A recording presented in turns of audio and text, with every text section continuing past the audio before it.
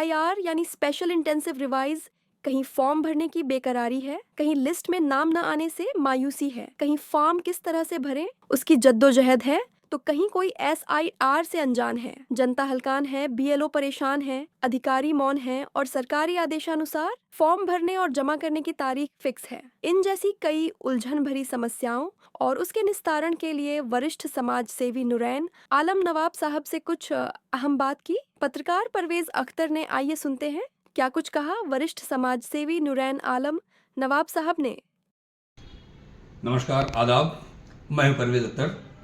अक्सर करके बहुत सारे मुद्दे जब तब अपने देश में, अपने शहर में, अपने मोहल्ले में आते रहते हैं और उन सारी चीज़ों को हम लोग जब तक उजागर भी किया करते हैं, उन समस्याओं से लोगों को निकलने के बारे में बताते भी रहते हैं। इस वक्त एक जो बहुत ही बड़ा मुद्दा है अपने प्रदेश में, SIR को लेकर बहुत सारे लोग कंफ्यूज हैं, बहुत सारे लोग समझ नहीं पा रहे हैं क्या करें। बहुत सारे लोग बिल्कुल इस बात को लेकर बिल्कुल बेचैन हैं कि किस तरीके से क्या, चूँकि जो समय सीमा है, जो मामलात हैं या जो भी सारी चीज़ें हैं, सारी चीज़ें बताने के बावजूद आज भी बहुत सारी उलझनें हैं जिसको लेके एक बहुत बड़ा तबका वो समझ नहीं पा रहा है कि मैं क्या करूं, किस तरीके से भरूं और किस तरीके से इसमें क्या करूं। हमारे साथ आज मौजूद हैं शहर के बहुत ही मशहूर वरिष्ठ समाज सेवी नुरैन आलम नवाब साहब, जो कि बहुत सारे इन्हीं सारे मुद्दों को लेके लोगों को जागरूक किया करते हैं और अपनी पूरी बेस्ट देते हुए लोगों को ये बताने की कोशिश करते हैं कि किस तरीके से क्या करें जो आपके हक में सही हो, जो आपके लिए सही हो। सबसे पहले तो आपका स्वागत है नवाब साहब। ये मैं जानना चाहूँगा कि SIR को लेके आप लगातार लोगों को जागरूक कर रहे हैं, लोगों को सारी बातें बता भी रहे हैं, लेकिन फिर भी हमें ये लग रहा है कि जितने सवालों के जवाब आप देते जा रहे हैं और एक नए सवाल फिर से खड़े होते चले जा रहे हैं, जिसको हमें लग रहा है कि आप भी इस सब मामलों में दो चार हो रहे होंगे। क्या कहना चाहेंगे, किस तरीके से लोग क्या करें और किस तरीके से आसानी से इस परेशानी से छुटकारा पाए? बहुत शुक्रिया परवेज भाई, आपने इस काबिल समझा और मौका दिया बात रखने के लिए। ये सच्चाई है कि डे बाय डे जब हम इसमें फील्ड में आ रहे हैं, काम कर रहे हैं और एक नहीं दो नहीं अनेक तरह की एक नई एवरीडे कुछ ना कुछ चीजें आ रही हैं कि जो समझ से परे हैं। मैं आपके माध्यम से इलेक्शन कमीशन से भी अपील करना चाहता हूं कि सबसे पहले जो प्रॉब्लम आ रही है 2003 की लिस्ट को सर्च करने में वो दुश्वारी हो रही है कि जैसे लगता है कि घने बालों से जुए निकालना एक बड़ी मुश्किल बात हो रही है। वो सबसे बड़ी प्रॉब्लम है। उसको किसी तरीके से बाय नेम, मकान नंबर या सर नेम से इस तरीके से कोई एक ऑप्शन होता जिससे वो ढूंढ लेता। और अक्सर ये भी देखा जा रहा है कि जैसे सपोज दैट मेरा किसी सेंटर में नाम है तो हम वही तलाशते हैं, वही ढूंढते हैं। होता क्या है कि वहां की जगह वो किसी दूसरे सेंटर में मुझे मिलता है। पूरी एक कहते नहीं है कि पूरा दिमाग और एक छोटे छोटे कॉलम होते हैं, कितनी बड़ी PDF है, बहुत बड़ी फाइल है, छोटा सा क्षेत्र है, चाहे जिसका भी क्षेत्र हो, जिसकी भी विधायकी हो, तो उसमें बहुत बड़ी कंडीशन आ रही है। तो लोग समझ नहीं पा रहे हैं और हम समझा भी नहीं पा रहे हैं। एक सबसे बड़ा सवाल जो निकल के आ रहा है, जैसे कि जिस तरीके से जिनके वोट्स यानी कि वोट डालते आए हैं, लगातार डालते भी चले आए हैं, उनका लिस्ट में नाम ही नहीं है। और इस जगह पे जो सबसे मतलब क्लियर करने वाला जो मामला होता है कि भाई BLO को ही समझाया गया है और जमीन पे वही आमने सामने होता है। BLO भी इस बात को नहीं समझा पा रहा है। तमाम BLO भी इस बात को लेकर बहुत टेंशन में है कि कैसे क्या करें, जैसे चूंकि नाम नहीं है ऐसे में लोग क्या करें। आपने बहुत अच्छी बात उठाई है कि ये सच्चाई है कि जो हमारे ब्यूरोज हैं जिन पे हम डिपेंड हैं, और जाहिर सी बात है इलेक्शन कमीशन ने उनको अपॉइंट किया है और जाहिर सी बात है एक आम नागरिक किससे जाके बात करेगा, वार्तालाप करे उन्हें। तो कुछ ब्यूरोज ऐसे हैं जिनकी कंप्लेन आ रही है, जो अनक्वालिफाइड हैं, जो अनट्रेंड है, जिनको इन फील्ड में कुछ मालूमात है ही नहीं है। तो वो कुछ भी जिस अपने आप को बचने के लिए या सवाल ना देने के जो भी चाहते हैं वो उनको जवाब दे देते हैं, जिससे मिसकंफ्यूजन हो रहा है और ये सारी परेशानी हो रही है। लेकिन सबसे बड़ी बात यही कह रहा हूं, इलेक्शन कमीशन इंडिया ये कहता है कि अगर आपका इमिग्रेशन फॉर्म अगर आ गया है और आप तलाशने के बाद भी 2003 में आपका नाम नहीं मिलता है तो आप परेशान होने की जरूरत नहीं है। आपकी जो करंट डिटेल है, जो मतलब की जरूरी है, जैसे कि आपका जो है डेट ऑफ बर्थ हो गई, मोबाइल नंबर हो गया, आधार नंबर वैकल्पिक है, मदर का नाम, फादर का नाम, शादीशुदा तो हस्बैंड वाइफ में से किसी का, ये डाल के आप सबमिट कर दे, फोटो लगा के, इज द इनफ हो जाएगा। अदरवाइज वो जो होगा सेकंड ऑप्शन जो होगा, इलेक्शन कमीशन का नोटिस भेजेगा, फिर आपके जो हमने पहले भी बताया था 11 डॉक्यूमेंट्स में से एक डॉक्यूमेंट आपको दिखाएंगे फर्दर, अगर वो ऐसा करेंगे तब। वरना अभी के लिए जो वो कहते हैं अगर 2003 में आपका नहीं मिल रहा है दूर दूर तक, तो परेशान होने की चिंता की जरूरत नहीं है। आपको ऐसे नहीं लग रहा है जैसे कुछ बीएलओ चूंकि प्रेशर ज्यादा है तो अपना बोझ कम करने के लिए सामने वाले को कुछ भी बोले दे रहे हैं? जिस तरीके से इलेक्शन कमीशन ने वाली बात कही है कि रिश्तों में माँ बाप, नाना नानी या दादा दादी, इन 6 लोगों के ही नाम रेफरेंस में दिए जा सकते हैं, लेकिन कई जगहों पे बीएलओज ने भाई के लिए कह दिया, चाचा चाची के लिए कह दिया। इस भ्रम को कैसे दूर करेंगे आप? एक्चुअली ये भ्रम इलेक्शन कमीशन की तरफ से आया है, शायद आपको शायद ये बात मालूम होना चाहिए पर्वत भाई, कि ये इलेक्शन कमिश्नर ने, जो इलेक्शन कमीशन ऑफ इंडिया है, उसने ये कहा कि रिलेटिव चाचा चाची या फिर और भी जो ब्लड रिलेटिव है उससे ये कर सकते हैं। तो अब इलेक्शन कमीशन ऑफ यूपी ने ये कहा कि हम इस कैटेगरी को हटा के सिर्फ 6 को मान रहे हैं। तो मैं आपके माध्यम से, यूपी के अंदर जो एसआईआर हो रहा है उसमें दादा दादी, माँ बाप और आपके नाना नानी ही वैलिड माने गए हैं।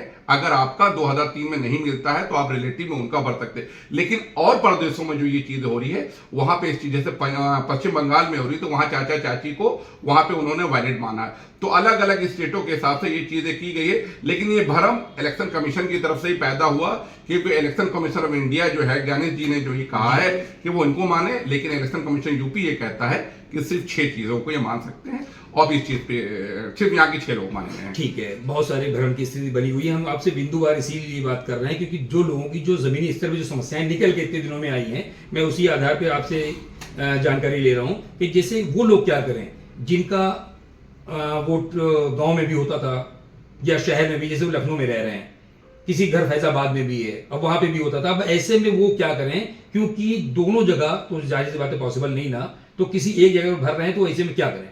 हाँ, यह बड़ी अच्छी बात आपने उठाई है। इलेक्शन कमीशन ये भी कहता है कि आप जो है ना 2 जगह से एसआईआर फॉर्म ना भरें, उस पर सजा का प्रावधान, जैसे कि उन्होंने कहा है। और ये सच्चाई भी है कि अक्सर शहरों में भी देखा गया है कि कहीं कहीं लोगों के 2-2 जगह वोट है। तो बेहतर यही है कि आप जो है ना एक SIR form suitable to you, आपको जहां आसानी हो, और आप दिमाग से ये चीजें निकाल दीजिए कि मेरे कारोबार पे, मेरे रहन सहन पे, मेरी जमीन जायदाद पे या एजुकेशन पे किसी चीज पे फर्क पड़ेगा, तो इससे इसका कोई लेना देना नहीं है। आप इच्छा अनुसार जहां पे आप ये सोचिए कि 5 साल में या 2 साल में जो इलेक्शन होते हैं वहां आप आसानी से वोट डालने के वक्त अवेलेबल हो, तो उस जगह को सिलेक्ट करें, चाहे वो गांव में हो, शहर में हो, जहां पर भी हो। बट कोशिश ये करिए कि सिर्फ एक जगह का, जहां भी एसआईआर फॉर्म आए, 2 जगह का आता है तो आप ले लीजिए, लेकिन डिक्लेरेशन फॉर्म भर के वो जमा कर दे कि आप जो है ना इसको नहीं भरना चाह रहे हैं, और जहां का आया है वहां का आप भर सकते हैं। कई जगहों पे एक गंभीर समस्या और भी निकल के आई है, जैसे कि ये कहा गया है कि 2 फॉर्म बीएलओ देंगे, जिसमें दोनों फॉर्म को भरना है, एक की रिसीविंग हो जाएगी, एक बीएलओ जमा कर लेंगे। लेकिन कई इलाकों में बीएलओ ने सिर्फ एक ही फॉर्म दिया है। उस जगह पे वो मतदाता कैसे बाद में प्रूफ करेगा वो एक ही ले रहे हैं और जमा कर दे रहे हैं, ये बोल के कि नहीं मैं इसको डाउनलोड कर दूंगा, आप बेफिक्र रहिए। तो ऐसे में वो मतदाता क्या करें? नहीं, ये सरासर जो है ना इलेक्शन कमीशन की तरफ से आदेश दिए गए हैं। पहली बात तो जहां पे 2 की जगह 1 दिए जा रहे हैं वो सरासर गलत है। आपको ऑथराइज है कि आप जो है ना 2 फॉर्म लेते वक्त भी अगर आपको ऐसा कोई नहीं करता तो आप कंप्लेन कर सकते हैं। अदरवाइज मेरी बात हुई कई जगह पे, तो ब्यूरोज कहते हैं कुछ ऐसे मतदाता हैं जो जागरूक नहीं है, वो फॉर्म को पूरा का पूरा एज इट इज गलत भर के लिए आते हैं। तो इस कंडीशन में वो गलती ना भरे, तो जो मेरे पास फेयर रहेगा उस पे भर के हम वो भर देंगे और इनको फिलअप कर देंगे। तो मैं आपके माध्यम से ये कहना चाहूंगा कि जब भी एक फॉर्म जिनको मिला है वो जब जमा करने जाए तो उसकी सेकंड कॉपी बीएलओ के पास होगी, आप उससे लें, सिग्नेचर करवा के वो अपने पास रखें एज ए सनद, एज ए प्रूफ, और जो भर के लाए हैं वो उनको दे दे, जिसमें एक कलर फोटो लगाना अनिवार्य है। नहीं, आपने सही कहा, लेकिन चूंकि प्रेशर ऑलरेडी बीएलओ पे इतना है, वो इस तरीके से कैसे क्या करेंगे कि आप गलत भर के लाए हैं तो दूसरे को मैं सही कर लूंगा, ये तो एक भ्रम फैलाने वाली स्थिति पैदा हो जाएगी। क्योंकि इस जगह पे बीएलओ वाकई में, जैसे कि कुछ घटनाएं सामने आई हैं, कई जगहों पे प्रेशर में, कई जगह पे हार्ट अटैक भी पड़े हैं, और कुछ जगह पे जानकारी मिली है कि सुसाइड भी किया। तो इस तरीके जो उनको प्रेशर, तो हम खाली बीएलओ पे भरोसे तो नहीं रह सकते। नहीं, मैंने यही तो कहा कि जागरूक आप बनिए। उनके पास इतना प्रेशर है कि आपको पता होना चाहिए, इलेक्शन कमीशन का ये आदेश है कि ब्यूरोज की जगह पे आप नहीं जाइए, ब्यूरोज आपके घर जाएंगे 1 टाइम, 2 टाइम, 3 टाइम। अगर 3 बार भी अगर नहीं मिलते हैं हम, तो आपके घर पे वही एमिनेशन फॉर्म जो है ना चस्पा करके आएंगे कि हम आपके द्वारे गए थे, आपके दरवाजे पे गए थे, आप नहीं मिले हैं, जिसकी वजह से ये फॉर्म कैंसिल किया जाता है। लेकिन प्रेशर होने की वजह से, उनके पास भी प्रेशर इसलिए है कि वो नए हैं, किसी और फील्ड से आए हैं, उनको इस चीज की जिम्मेदारी दी गई है, तो वो पूरी तरीके से क्षेत्र को आप नहीं जानते। तो बेहतर यही होगा कि आप 2 फॉर्म लेते वक्त 2 फॉर्म लें, और अगर इन केस उन्होंने 1 फॉर्म दे भी दिया है तो जमा करते वक्त आप खुद से भरें और पूरा चेक करके उनको अपना फॉर्म दे दें और दूसरा फॉर्म उससे रिसीविंग के तौर पे ले लें। लेना बहुत जरूरी है। किसी ने ये चीज, मैं आपके जरिए से ये भेज रहा हूं कि दूसरा फॉर्म जो सेकंड फॉर्म है वो आपको लेना अनिवार्य है। रिसीविंग के तौर पे, एक सनद के तौर पे रिसीव रहेगी कि ये मेरे पास हमने भरा था। ये सारी चीजें हैं। बिंदुवार सवालों के बीच में एक सवाल आपसे ये भी कि किसी मतदाता के 2 वोटर कार्ड हैं, जैसे कि एक वोटर कार्ड, तो उस जगह पे जैसे कि कुछ लोगों के, कुछ मतदाताओं के 2 वोटर कार्ड हैं। गांव का तो गांव के नाम से उसका एक वोटर कार्ड अलग बना हुआ है, उसके बाद शहर में शहर का वोटर कार्ड अलग बना हुआ है, उसके बाद उसके गांव की लिस्ट में नाम आ चुका है और शहर की लिस्ट में उसका नाम नहीं है, जहां पे वो लगातार इधर से वोटिंग भी कर रहा था। तो ऐसे में वो मतदाता क्या करे? मैंने आपसे पहले कहा ना कि जहां पे इन्यूमरेशन फॉर्म आ रहा है उस जगह का भर दें, उस जगह भर के कम से कम ये जो फॉर्मेलिटीज है फॉर्म भरने की वो कंप्लीट फर्स्ट सीट में ये तो रहे कि आप एक नागरिक, आप वोटर हो, आपने ये चीजें सबमिट। इसका संशोधन बाद में किया जा सकता है, बाद में हो सकता है। संशोधन ये हो सकता है कि जब आप भर लेंगे तो आप, जब वो फॉर्म 8 आएगा तो आप ट्रांसफर कर सकते हैं। जो ट्रांसफर की प्रक्रिया होती है कि मैं गांव में था तो गांव से अब शहर में शिफ्ट हो गया है, तो ट्रांसफर की प्रक्रिया हो सकती है, वो बाद में हो सकती है। नूरन भाई, एक आखिरी सवाल जो कि बहुत अहम है, मैंने देखा है इधर इस बीच आप कई जगहों पे पार्टियों में भी नजर नहीं आ रहे हैं, कई जगहों पे आप बिल्कुल बहुत ज्यादा परेशान हैं कि यार किस तरीके से ज्यादा लोगों को जागरूक करूं, क्योंकि ये एक संवेदनशील मुद्दा है जिसमें जिस तरीके से इलेक्शन कमीशन ने वाली बात कह दिया है कि वोटर्स लिस्ट में नाम आने का मतलब ही आप मान सकते हैं कि इनडायरेक्टली कहीं से कि आप नागरिक हैं। उस नागरिकता बात को लेकर आप बहुत सीरियस हो चुके हैं, इस बात को लेकर बिल्कुल संजीदा भी हैं। लेकिन अभी भी मैंने कुछ लोगों से जब बात की तो मजेदार बात तो ये, कई लोगों को तो यही नहीं पता कि SIR है क्या। गरीब तबके के लोग जिस तरीके से जो ठेले लगाते हैं, जो फुटपाथ पे इस तरीके से जो दुकानदार हैं, उनसे मैंने पूछा तो उस लॉबी के लिए आप क्या कहना चाहेंगे कि जो लोग लापरवाह हैं और या बहुत सारे लोग ऐसे हैं कि यार जो होगा देखा जाएगा, या जो इस मुगालते में है कि यार अभी सरकार फिर टाइम देगी फिर करेंगे, उनके लिए ये आखिरी सवाल आपसे कि एक मैसेज दीजिए आप, क्या होगा? नहीं, मैसेज मैं सबके लिए सबसे अपील करना चाह रहा हूं, और जितने भी बुद्धिजीवी हैं, जितने भी समाज सेवी हैं, बहुत सारे लोग लगे हुए, आप जैसे भी लोग कहीं ना कहीं लगे हुए हैं और कर रहे हैं अपने फील्ड में, तो ये कहते नहीं है कि पेपर वर्क में आप मजबूत रहिए, कहते नहीं है कि आपके बोलने से, आपके कहने से कुछ नहीं होगा। सपोज दैट कि आपकी अगर प्रॉपर्टी है, जमीन है, और आप पे कोई आपके पे एलिगेशन आके कब्जा करता है, तो सबसे बड़ा प्रूफ ये होता है आपका दाखिल खारिज है, आपकी रजिस्ट्री है। तो जस्ट लाइक द ये कि आप एक वोटर हो, SIR फॉर्म को जो है ना यूं नजरअंदाज ना करें, वो अदर मैटर है कि वो बात की बात अभी प्रेजेंट टाइम में आपको बढ़ चढ़ के इसमें हिस्सा लेना है, और पूरी तरीके से मुस्तैदी से जो है ना, जो ये सबके लिए है, सिर्फ हमारे लिए या किसी और कमेटी के लिए नहीं है, ये ओवरऑल इंडिया, और इससे पहले भी हो चुकी है। 20 साल पहले भी ये चीज हुई थी, 20-22 साल पहले ही SIR हुई थी। तो इसको पूरी तरीके से जागरूक होके इसको करिए और बढ़ चढ़ के इसमें हिस्सा लीजिए, और आपके जो आसपास के लोग हैं उनकी मदद कीजिए, उन तक ये बात पहुंचाइए कि ये जरूरी है। और रही बात, आपने कहा कि ऐसा कुछ नहीं कि नागरिकता आपकी चली जाएगी या कोई इसमें टेंशन लेने की जरूरत नहीं है। इलेक्शन कमीशन ये साफ साफ कहता है कि अगर 2003 की लिस्ट में आपका नाम है, वेल डन। अगर नहीं है तो आप अपने अजदाद पे जाइए जो आपके 6 रजिस्टर है। अगर ये भी नहीं मिलते हैं तो करंट डिटेल भर के भर दीजिए। उसके बाद वो आपसे पूछेगा, इलेक्शन कमीशन आपसे पूछेगा एज ए नोटिस भेज के कि आपका ये चीज नहीं है। तो जो डॉक्यूमेंट्स मांगे गए हैं 11 डॉक्यूमेंट में से एक डॉक्यूमेंट्स आपको दिखाने होंगे, वो आप दिखा दीजिए। जो मैंने पहले वीडियो में भी बनाया है, डेट ऑफ बर्थ हो गई, पासपोर्ट हो गया, सरकारी जमीन जायदाद हो गई, आपका जाति प्रमाण पत्र हो गया, निवास प्रमाण पत्र हो गया, उस तरीके से 11 हैं, वो उसमें से आपको दिखा देंगे। तो किसी को, और लोग भ्रमित कर रहे हैं, भ्रमित होने की भी जरूरत नहीं है। सिर्फ बढ़ चढ़ के इसमें हिस्सा लेने के, आप कम से कम अपने पेपर वर्क में तो मजबूत रहिए, जो आपका राइट्स है।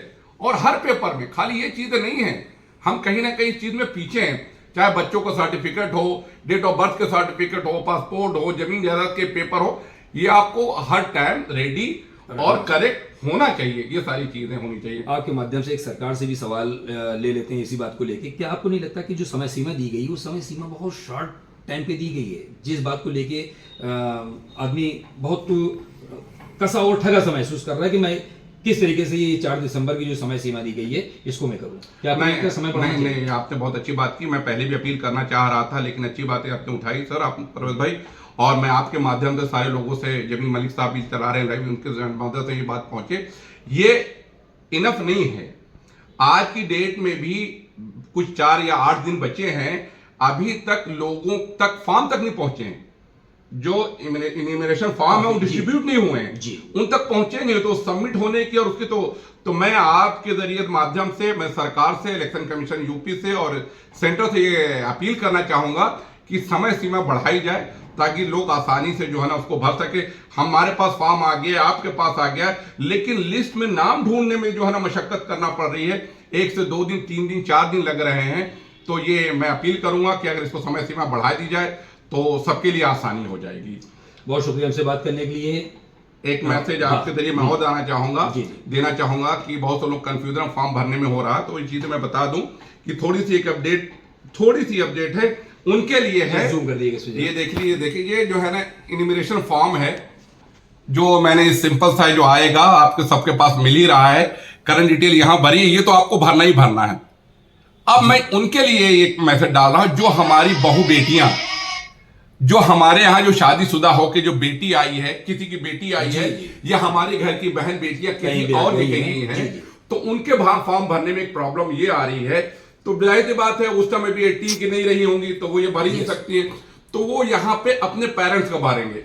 एक चीज और है कि वो पेरेंट्स कोई जरूरी नहीं है, तो आप 2002, 2003, 2004 की जो वहां की जो SIR लिस्ट है, उससे आप जो है ना का पूरा जो है ना अपने मायके से ना, लड़की अपने पेरेंट्स के वालिद वालदा या किसी का भी जो है ना यहाँ पे भर सकती है। मैं आपकी बात करते हुए बहुत आपने संवेदनशील बड़ी गहरी बात कह दी है। मिसाल तौर पे यहाँ पे जिस लड़की का, यानी जो लड़की यहाँ पे है, यहाँ पे SIR चल रहा है, 2000 की लिस्ट इस जगह पे है, यहाँ पे मुहैया करा दी गई है, ठीक है। लड़की दिल्ली से, ठीक है, लड़की पंजाब से, अभी वहाँ SIR नहीं चल रहा है, तो वहाँ की लिस्ट कैसे मिलेगी, कैसे इस फॉर्म को कंप्लीट किया जाएगा? एक्चुअली ये है कि जैसे आपने बात बड़ी अच्छी उठाई, SIR आज से 20 साल पहले ORR इंडिया में हर जगह हुआ था, आपको चीज मालूम होंगे, तो आप जो है उस हिसाब से हर जगह के पास ये चीजें मौजूद है, कहीं पे 2002 में, कहीं पे 2003 में, कहीं पे 2004 में। तो वहां अपने पेरेंट्स से, अपने उनसे जाके वहां की साइट पे जाके आप चेक कर सकते हैं। और बेहतर ये हो, जैसे हम लोग यहाँ ढूंढ रहे भाग संख्या, क्रमांक संख्या, इसी तरीके से वहां का जिला और प्रदेश वो अलग हो जाएगा, वो इसमें ये चीजें भर सकते हैं। और नॉट की खाली ये जो है लड़की, हो सकता है कि हम भी किसी और प्रदेश में अगर रह रहे होंगे, तो हमारे लिए भी अगर वो ऑप्शन है तो वो सीधे उसमें आके भर सकते हैं। मतलब हम लोग अभी तक जिले पे सर्च कर रहे थे कि किसी और जिले में आप रह रहे हैं, लखनऊ में मैं हूं तो बलियाबाद या काकोरिया, लेकिन नहीं, उसमें एक ऑप्शन ये भी है कि आप किसी और प्रदेश में भी थे 20 साल पहले, आपने वहां की डिटेल आप जो है ना इसमें भर डाल सकते हैं, ठीक है ना। छोटी छोटी ये बातें हैं, ये सारी चीजें आप आराम, और कोई किसी किस्म की भी अगर जरूरत है, कोई सवाल जवाब है आपके, तो आप इनके माध्यम से, हमारे माध्यम से, जो भी चीज को पसंद कर रहे हैं या जिसमें आगे बढ़ चढ़ के हिस्सा ले रहे हैं, वो कर सकते हैं। बहुत शुक्रिया नूरानी साहब हमसे बात करने के लिए। और चूंकि बहुत समस्याएं अब लगातार लोगों की सुलझाते भी आ रहे हैं, और जो भी समस्याएं आगे आएंगी हम आपसे इसके बारे में फिर से बात करेंगे। ये थे हमारे साथ वरिष्ठ समाज सेवी नूरानी आलम साहब। इनकी बेचैनी आपने देखी, इनकी बेचैनी इस बात पे भी है कि ज़्यादा से ज़्यादा लोगों का SIR फॉर्म सही तरीके से भर सके। जो बहुत सारे ऐसे लोग हैं जो जागरूक नहीं हैं, वो जागरूक हो सकें, और बहुत सारे ऐसे लोग हैं जो लापरवाह हैं, वो अपनी परवाह करते हुए इस बात को लेके और सच्चे नागरिक होने का सबूत देते हुए SIR फॉर्म को भरें और सरकार के इस दिशा निर्देश को फॉलो करें। बहुत शुक्रिया।